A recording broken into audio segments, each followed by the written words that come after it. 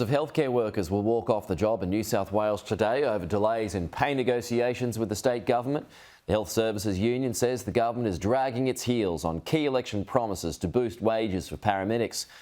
Union boss Jared Hayes warns today is just the beginning. The Premier, though, says he's hopeful a deal can be reached, but just doesn't know when.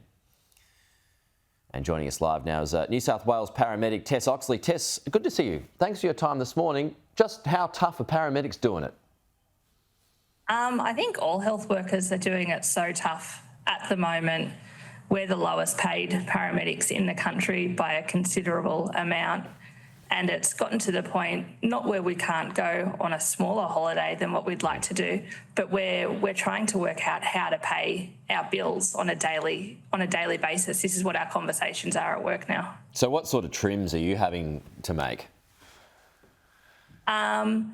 I'm having to decide on a week-by-week basis which bills are a priority.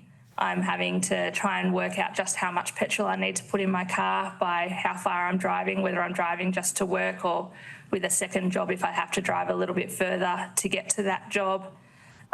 It's just absolutely every dollar that I spend. I had to try and work out how electricity bills work this week to shop around to try and see if I could find something that might save me, even a couple of dollars here or there. It makes a significant difference at the moment. Right, so in some cases, are bills going unpaid?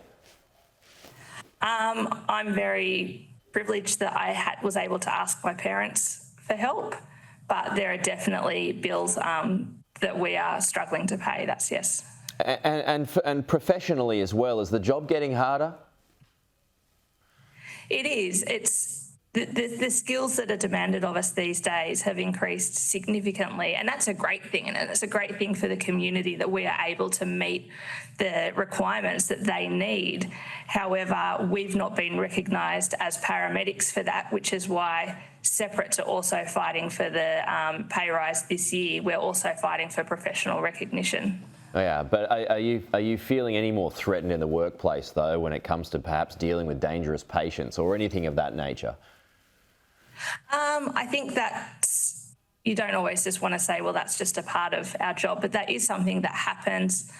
I think generally I feel pretty safe at work. You never know what's going to happen. We're lucky that we have great support from New South Wales police officers as soon as we call. And the majority of the public do respect us and do respect the work that we do every day. But it does have, tough times. So what will fix it?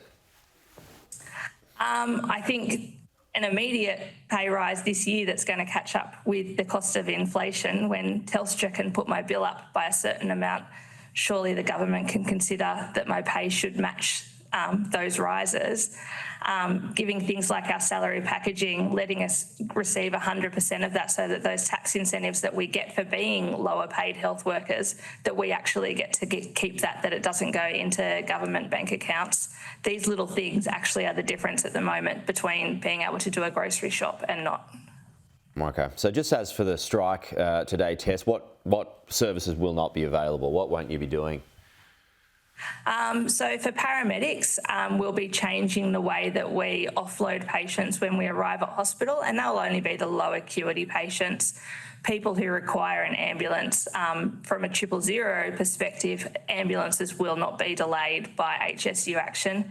And then there'll also be action by all our health workers across the hospitals across New South Wales, with things like meal services affected, cleaners changing the areas that they're clean, and certain areas there may be some rolling strikes of health staff. But again, they will make sure that there'll definitely be workers on the floor still. So worst case scenario, cases, the most urgent, they'll still be treated? They will absolutely still be treated, and to the utmost. Just a final one. I mean, we do have a new government. Do they deserve a little latitude in trying to get a deal done? Look, I'm not a political expert. However, this new government has been in opposition for a long time, and they seem to really be listening to us when they were in opposition, and they knew exactly what the situation was for health workers when they were coming in. So they've kind of had 10 years of latitude. Now we actually just need to be paid. Tess, we'll leave it there. Appreciate it. We'll talk to you soon.